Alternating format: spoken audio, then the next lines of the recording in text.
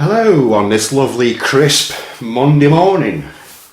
It's not light outside yet, so I've connected a lamp that I've made myself so we can see things properly.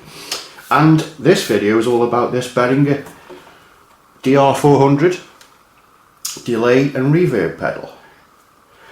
I've got a couple of mods planned for this. A couple of things I'm going to do to it is on the left hand side I'm going to add a stereo headphone jack.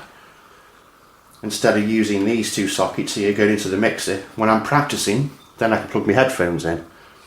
And on the right hand side, somewhere around here, I'm going to be putting a battery kill switch, because with these Behringer pedals and a few other makes as well, as soon as you plug the plug in, it switches the pedal on.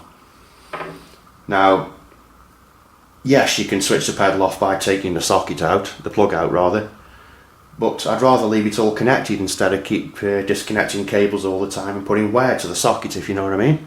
So I'm going to put a battery kill switch in there, and I've already drilled a hole there ready, a pilot hole ready for a stereo headphone socket, like I say, so I can plug my headphones in, because these have a preamp in them, you see. So that'll be handy, and they're obviously easy to take apart and all if you want to do this modification yourself. It's just two screws at the top, there's two screws at the bottom, and a solid steel plate, and that is solid steel, and it's got quite a bit of weight to it. So once you've undone these two screws and the two screws at the top, just take the back off, as so, that one side. Just take the knobs off, like that, and pop the top off, and there you go. Now on the right hand side, looks like I'm going to have a bit of a problem there fitting a power switch, so I'll have to probably fit it on this side as well, next to this socket that I'm putting that in, next to the headphone jack. I was going to put the power switch there originally, but then I thought, well, the headphone jack's going to be longer and there is quite a bit of room in there.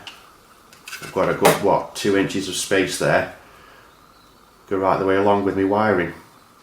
And the headphone jack will just wire underneath the board into the left and right. There's no rule of thumb here, they're not marked left and right, but it is stereo output. It's a mono input and stereo output, so the hot side of each one of them sockets and the ground will be shared and into the headphone socket. And the power button that I'm going to fit somewhere, when I found a place I can fit it, is going to go onto this board here. The red wire, the hot wire, is going to be snipped and it's going to be soldered together to that switch, and heat shrink tubing, I can never say that word, heat shrink tubing is going to be fitted to that wire and branched off into the button and back again. And this is, at the moment, it's being powered by a 9-volt energizer. And to take the battery out, you press this button at the side. It's one of Behringer's little quirks there. Just push that button in, lift the pedal button off, and there's the battery inside, the 9-volt rechargeable.